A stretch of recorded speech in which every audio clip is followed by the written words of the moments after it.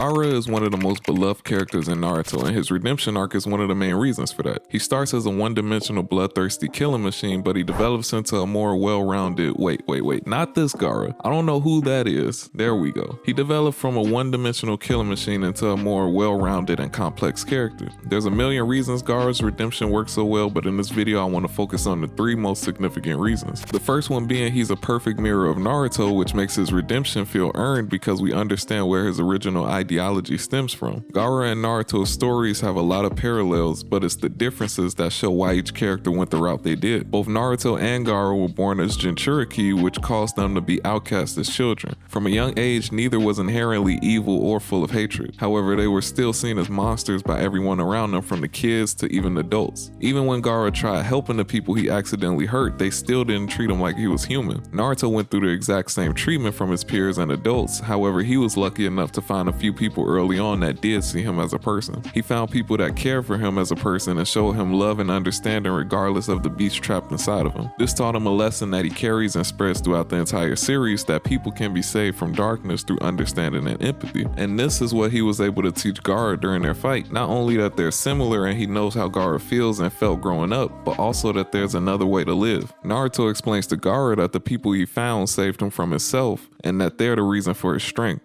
Before meeting Naruto, Gaara had no concept of love and what it meant to be accepted by others. The only person in Gaara's whole life he thought loved him accepted a mission to assassinate him. Not only that, he proceeded to tell him he always hated him and that even his mother didn't love him and that he was never loved. Damn!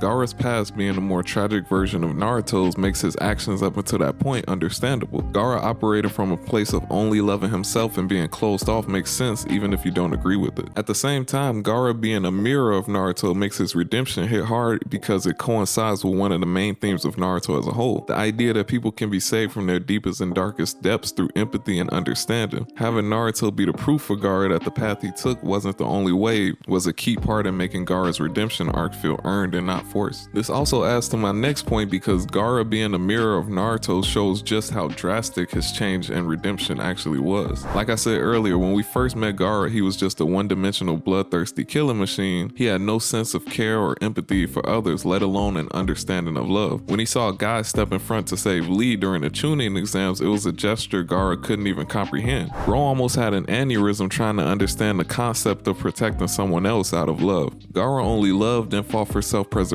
because of his past, which is why his change and redemption is so impactful. And his change doesn't happen instantly. We see him wrestle with learning not only how to love, but who's deserving of love. After hearing Naruto's words and coming to realize his hatred and lack of love spawned from a place of loneliness, Gaara starts trying to understand the concept of love as a whole. He questions whether it's worth loving even evil people if it means he won't be alone anymore. This is a pretty selfish way of viewing love, as it's from a perspective of loving others for your own benefit rather than for the benefit of the other person. I think it's cool how we get to see Gaara's whole journey going through these different stages of learning how to love. It reminds us that even in our own lives, growth isn't always a straight line. It takes time and experience to be able to learn and apply whatever new concepts we're exposed to. The most important thing is that you stay open-minded and connect your own life experiences with the new concepts you come across. This is how you can filter what ideals are worth keeping and which ones you need to leave behind. We see this play out in Gaara's story, and it's how he became the Kazekage after the time skip. When the Akatsuki attacked the Sand Village, Gaara's childhood sensei Baki warns Kankuro that they might need a contingency plan in case Gaara goes feral and attacks the village. Kankuro says Gaara would never do anything to hurt any villagers and reminisces on the conversation he had with Gaara explaining his change in perspective. Gaara chose to move on from resenting the ties he had with others to following the path of fostering connections with those around him. Connections built off every aspect of life from suffering to joy, and through these connections he believed he could become something precious to the people of the Sand Village. Gaara explained to Kankuro that sharing your feelings isn't weakness, it's where real strength comes from. Through his fight with Naruto, Gaara was able to conceive a completely new outlook on life, and he didn't stop there. Gaara went from hating the ties he shared with others and living as the monster everyone labeled him as, to being the main person bridging the Shinobi Alliance during the 4th Great Ninja War. And this goes perfectly into my third reason for why Gaara's redemption works so well. His redemption feels more authentic because it's not for himself, it's for the sake of others. rules. He doesn't change to avoid punishment or to feel better about himself, and his actions back this up. It's also interesting looking at how Naruto and Gaara's motivation for being Kage differed, despite Naruto being the one that changed Gaara's mindset. Naruto wanted to become Hokage to prove his worth, to show the village that he was strong and deserving of love and respect. Gaara, on the other hand, became Kazekage not to prove himself, but to change the hearts of others. His goal wasn't recognition, but reconciliation, to lead with empathy and redefine what it means to protect the village. When the village's safety was threatened, Gaara, without hesitation, sacrificed himself for the greater good of the members of the village. This sacrifice was the ultimate confirmation of Gaara's complete 180 from his past ways. Gaara let go of all his past beliefs of resenting bonds and died as a martyr for the village. Gaara's dynamic with Naruto is cool because it shows that even people raised in completely different environments can still form a bond through understanding. Gaara goes from being a symbol of self-love and preservation to a symbol of unity through understanding. Gaara became a vehicle for empathy, and his speech to the Shinobi Allied Force during the 4th Great Ninja War reinforces this. Through sharing his story, Gaara unites the ninja despite their divided villages having historically bad relations. Gaara found purpose through Naruto's words, and that purpose was to spread the same love and empathy he received from Naruto to impact the world and save anyone else from the pain he felt himself. One of my favorite lines from Gaara's speech is when he says, "Between those who have experienced the same pain, there can be no hate." Gaara reminds the Shinobi Alliance that the real enemy is not each other, it's the Akatsuki who has caused them all to experience the same pain. In the end, Gaara's redemption works so well because it isn't about personal healing alone.